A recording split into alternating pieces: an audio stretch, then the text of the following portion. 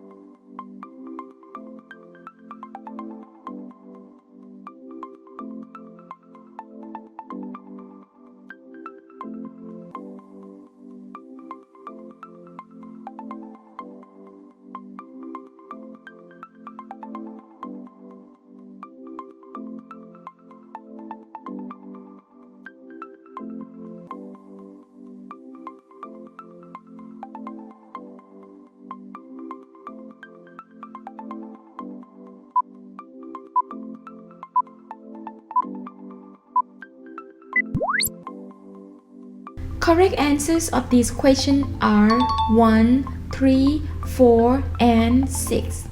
The transmission of hepatitis B is primarily through the unprotected sexual intercourse and intravenous illicit drug use.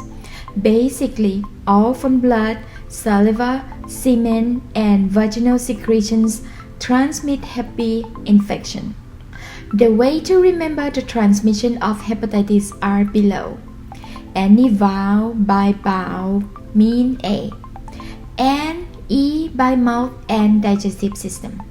B and B goes for blood and other body secretions, and B sexual intercourse.